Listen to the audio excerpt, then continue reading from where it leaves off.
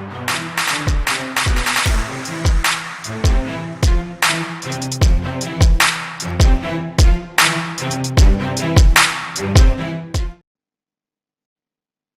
ketemu kembali teman-teman. Kali ini saya akan membahas tentang bagaimana membuat ujian online menggunakan Google Form atau Google Formulir. Langkah pertama adalah kita buka browser kita, kemudian kita masuk ke Google Drive, ya. Bisa melalui menu yang ada di sini, atau kita tuliskan drive.google.com. Nah, kemudian kita akan diminta untuk masuk melalui akun Gmail kita. Ya, saya pakai akun saya ini aja. Kita masukkan passwordnya. Nah, ini adalah isi dari drive saya. Dari drive ini kemudian kita pilih menu baru atau new. Ada tombol di sebelah kiri atas dengan tanda plus, kita pilih, kita klik. Kemudian kita pilih lainnya. Selanjutnya kita pilih Google Formulir. Maka akan muncul halaman formulir tanpa judul. Ini adalah halaman formulir tanpa judul. Kita tuliskan judul ujiannya, misalnya ujian logika. Nah, deskripsi formulir bisa diisi, bisa tidak. Misalnya di sini akan saya isi dengan post test materi logika.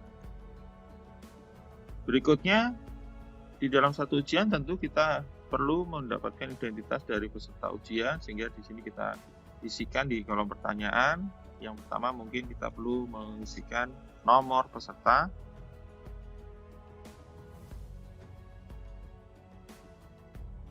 ujian. Bisa bentuknya adalah angka. Kalau memang nomornya ini adalah berbentuk angka, maka kita bisa validasi dengan angka. Tetapi kalau kombinasi angka dengan teks, maka validasi dengan teks saja. Bentuknya jawaban singkat, ya. Ini harus diisi, maka panel wajib diisi harus diaktifkan. Berikutnya, perlu juga ditambahkan identitas nama peserta. Nama adalah bentuknya teks jawaban singkat, ini juga wajib diisi. Oke, selanjutnya kita tambahkan pertanyaan lagi. Pertanyaan ini adalah digunakan untuk mengisikan password. Kita tuliskan password. Nah, password ini diperlukan supaya ujian ini tidak diakses oleh sembarang orang yang tidak berkepentingan. Jadi, yang bisa mengakses ataupun masuk di dalam ujian atau mengikuti ujian ini adalah mereka-mereka yang sudah kita berikan password. Kita pilih password, teksnya adalah jawaban singkat. Untuk validasi respon, kita tuliskan dalam bentuk teks saja. Passwordnya bisa kita isi dalam bentuk teks dan angka. Misalnya A, B, C, 1, 2, 3. Kemudian kita tuliskan komentar atau teks apabila terjadi kesalahan password. Password salah. Bagian ini juga wajib diisi, maka panel wajib diisi kita aktifkan. Oke, kita sudah mendapatkan satu halaman, yaitu yang beridentitas dan isian untuk password. Selanjutnya kita akan membuat halaman soal, yaitu dengan menambahkan bagian, tambah bagian. Jadi ada di panel sebelah kanan, bagian bawah, itu ada 2 buah balok, kita klik, tambahkan bagian. Nah, ini ada bagian baru, bagian yang kedua. Misalnya di sini adalah soal ujian. Deskripsinya berisi satu perintah dari soal tersebut. Pilih satu jawaban yang Anda anggap benar. Sebelum kita menuliskan soal-soalnya, kita akan melakukan pengaturan terhadap lembar ujian ini. Kita masuk ke menu setelan, kita klik di sini. Kemudian ada 3 setelan, setelan umum, presentasi, dan kuis. Setelan umum itu adalah pertama kumpulkan alamat email, itu apabila kita ingin mengumpulkan alamat email peserta. Kemudian batasi untuk satu tanggapan, artinya bahwa satu peserta, satu akun, dia hanya boleh mengikuti 1 kali ujian. Misalnya kita pilih ini, ini bentuknya ujian hanya 1 kali. Kemudian responden dapat mengedit setelah mengirimkan dan lihat diagram ringkasan dan respon tes. Ini dikosongkan saja. Kemudian presentasi, di sini ada tampilkan status progres, acak urutan pertanyaan. Nah, ini kita acak urutan pertanyaannya. Kita ingin nanti pertanyaannya adalah urutan yang akan kita acak. Kemudian tampilkan link untuk menyerahkan tanggapan lain. Ini tidak perlu diaktifkan karena ini hanya 1 kali pengiriman, jadi tidak bisa menyerahkan tanggapan yang lain. Kemudian untuk kuisnya, kita jadikan ini sebagai kuis. Jadi kita menetapkan nilai balon untuk pertanyaan dan izinkan pemberian nilai otomatis kita aktifkan. Kemudian rilis nilai. Apakah peserta nanti akan diberikan informasi mengenai nilai yang diperoleh? Maka di sini kita bisa rilis nilai, yaitu segera setelah setiap pengiriman. Jadi begitu peserta terkirim, maka hasil penilaiannya secara otomatis akan juga dimunculkan kepada peserta. Oke, kita aktifkan saja. Kemudian apakah peserta responden itu bisa melihat pertanyaan tak terjawab, jawaban yang benar, dan nilai poin. Ya. Ini tidak perlu diaktifkan saja. Ya, nilai poinnya saja yang kita aktifkan. Ya. Oke, kita simpan. Nah, sudah. Ya, kita sudah menyiapkan untuk aturan soal ujian ini. Selanjutnya, kita tambahkan untuk soal-soalnya. Kita klik tanda plus di panel sebelah kanan. Ya. Nah, pertanyaannya. Nah, kalau misalnya kita sudah mempunyai bank soal dari file yang lain, kita bisa copy paste dari sana. Dan ini saya sudah punya bank soal ujian logika matematika. Saya copy paste saja. Saya copy dari sini. Oke, kita hapuskan di pertanyaan. Nah, nomornya kita hapus saja karena kita akan mengacak soalnya. Kemudian opsi jawabannya juga demikian. Kalau misalnya tadi pada saat kita mengkopikan soalnya ini, angka satunya ini akan ikut tertulis di sana, sehingga kita harus menghapus. Nah, supaya numberingnya ini tidak ikut tercetak di sana, tercopy di sana, maka kita bisa nonaktifkan numberingnya. Kita copy, kemudian kita paste di sini. Nah, di sini numberingnya tidak masuk. Ya. Kita berikan kunci jawaban. Kunci jawabannya misalnya yang di sini. Poin nilainya, karena kita tadi punya 10 soal, maka setiap soal kita berikan poin 10. Sehingga total poinnya adalah 100. Selesai. Wajib diisinya tidak perlu diisi. Oke, kita tambahkan soal yang kedua. Kita lihat di soal di Word. Nah, di sini sudah kita nonaktifkan numberingnya. Ya. Kita copy teksnya. Nah, coba kita perhatikan. Ini adalah rumus-rumus matematika. Kalau kita copy, apa yang terjadi? Kita lihat. Nah, kalau kita kopikan seperti ini, maka rumus tadi akan menjadi berantakan. Ada beberapa kode variabel, kode operator yang akan berubah. Nah, untuk itu kita tidak bisa mengkopikan rumus-rumus dengan kode-kode khusus seperti itu langsung seperti ini. Kita hapus. Kita masuk kembali ke Word. Nah, dari Word ini yang kita kopikan itu adalah bagian teks yang standar saja, ya tidak mengandung variabel khusus, tidak mengandung rumus-rumus tertentu. Ya, kita kopikan di dalam kolom pertanyaan. Nah, di sini itu ada picture, ya, picture atau gambar. Nah, dari sini, maka bagian pertanyaan yang berupa rumus-rumus matematika ini kita akan jadikan menjadi gambar. Bagaimana caranya? Kita gunakan capture menggunakan snipping tool. Gunakan snipping tool. Oke, kita capture bagian ini. Nah, snipping tool ini harus kita simpan. Kita tidak bisa pastekan di sana. Kita simpan dalam satu file. Filenya boleh PNG atau dalam bentuk JPEG juga boleh. Saya pakai PNG saja. Ini akan saya simpan di suatu folder, misalnya suatu dokumen bank soal, di sini soal logika. Ya, kita tulis seperti ini adalah soal 2 tadi ya. Kita simpan di sana. Oke, kita tutup.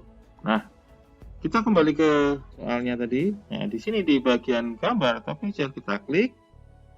Oke, kita cari, kita unggah filenya tadi dari dokumen bank soal, soal logika ini 2. Oke, gambarnya tadi sudah masuk di sini.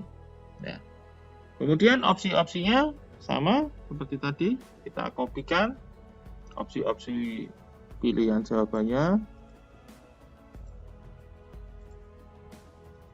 kita paste, kemudian kita tambahkan kunci jawaban.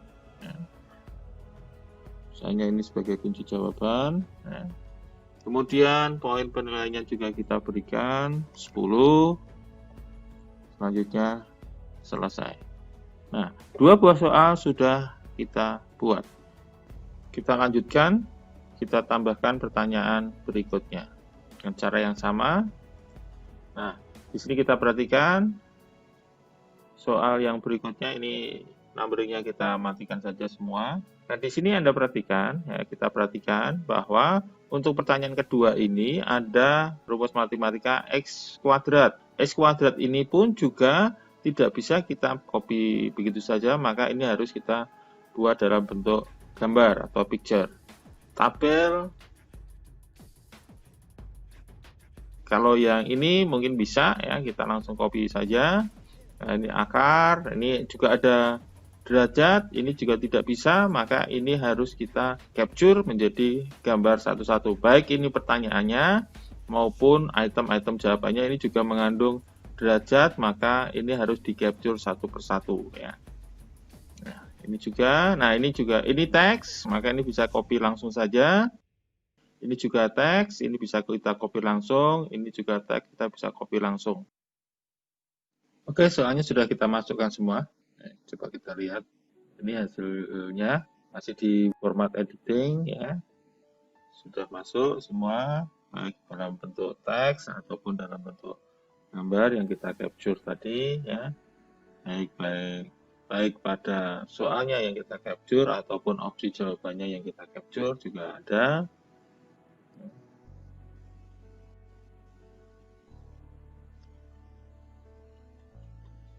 Oke, berikutnya kita berikan nama filenya lebih dahulu ya. Ini kita formula tanpa judulnya, kita ganti filenya. Ini kalau saya klik saja dia akan sama dengan ini.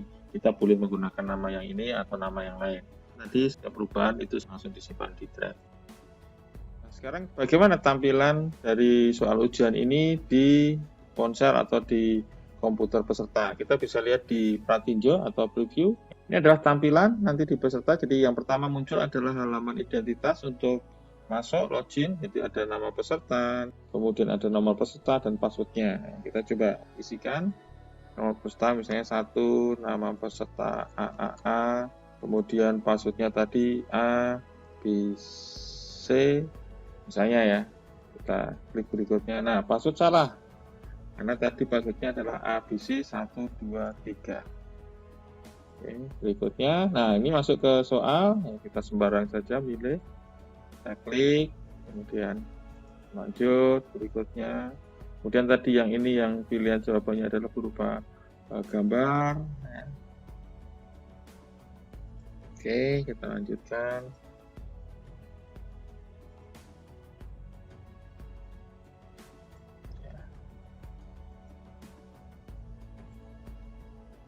Oke. Nah, kalau sudah, kita kirim. Nah, setelah selesai ini tanggapan telah direkam, bisa langsung peserta bisa melihat skornya langsung. Oke, jadi peserta bisa melihat total poinnya adalah 20 dari 100. Nah, tadi kita isinya sembarang ya, dan ini isiannya peserta 1, namanya AA, passwordnya tadi yang diisikan ini. Kemudian ini jawaban-jawaban dari masing-masing soalnya tadi. Nah, soal ini belum bisa kita publish, belum dipublish atau belum bisa diakses oleh peserta karena peserta belum tahu link ataupun tautan dari soal ujian ini. Maka langkah berikutnya adalah kita lakukan pengiriman. Kita pilih tombol kirim, akan muncul menu kirim. Ya. Apakah di dalam pengiriman kita ingin mengumpulkan alamat email? Boleh. Ya.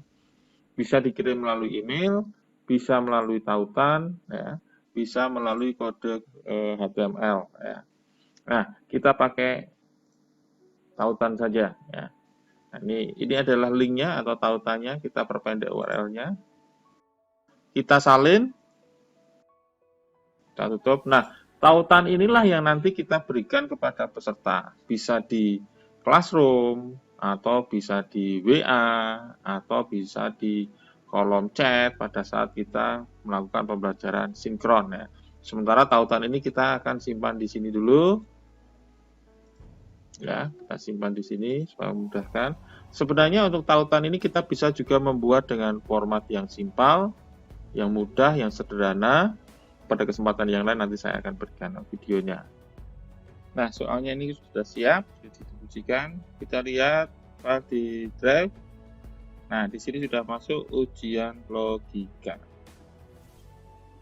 Selanjutnya peserta akan mengisi ujian atau mengikuti ujian dengan mengklik link yang kita berikan, maka akan muncul tampilan yang pertama adalah halaman identitas dan untuk masuk ke soal. Ya.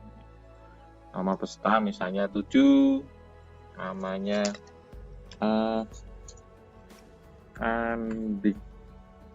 Andika misalnya, passwordnya ABC 123 X. Oke, kemudian masuk ke halaman soal, maka kita akan memilih jawaban dari setiap pertanyaan yang dimunculkan.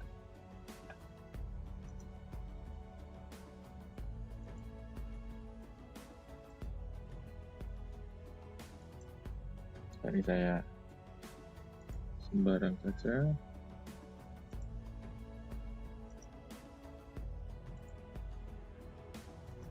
Oke, di submit, kirim. Nah, peserta juga bisa melihat skor yang dia peroleh. Oke, dia memperoleh skor 40 poin.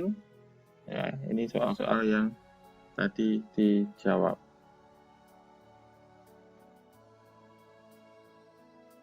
Selanjutnya, setelah ujian selesai, kita bisa melihat hasil ujian. Ya. Kita masuk ke Drive. Ya. Kemudian kita buka file Google Formulir yang untuk ujian tadi, yaitu ujian logika tadi. Kita double klik. Nah, kita masuk ke soal tadi, ya masih sudah masuk ke soal. Nah, ini kita masuk ke soal. Nah, kita perhatikan sekarang, di sini ada tab pertanyaan adalah di soalnya. Di sebelahnya ada respon, sudah ada 6 respon. Artinya sudah ada 6 orang yang mengikuti ujian. Kita klik di sini. Nah, ini adalah ada 6 tanggapan atau 6 respon. Ini wawasan nilai statistiknya, distribusi poinnya, maaf, ini distribusi poinnya. Ada 2 orang yang mempunyai nilai 50, 61 orang. Kemudian juga ada soal-soal yang sering terlewatkan. Soal yang terlewatkan itu adalah soal yang dijawab tidak benar.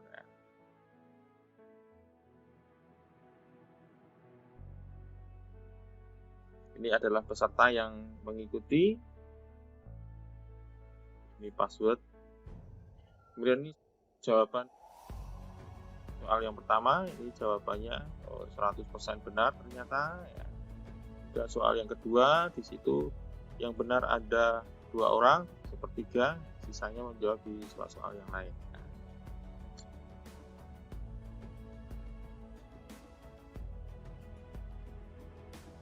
Selain melihat dari sini, kita bisa melihat melalui spreadsheet.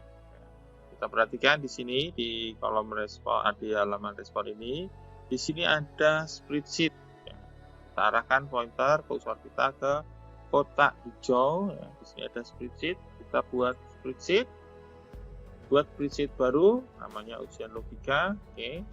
Kemudian di sini kita buat. Oke, tunggu. Nah, ini adalah spreadsheet yang terbuat yang menampung hasil ujian dari para peserta. Ini adalah waktu pelaksanaan ujiannya. Kemudian ini skornya, ini pesertanya. Kemudian ini adalah jawaban-jawaban dari para peserta. Jadi kita bisa melihat pesertanya siapa saja, skornya berapa, kapan melakukan ujian.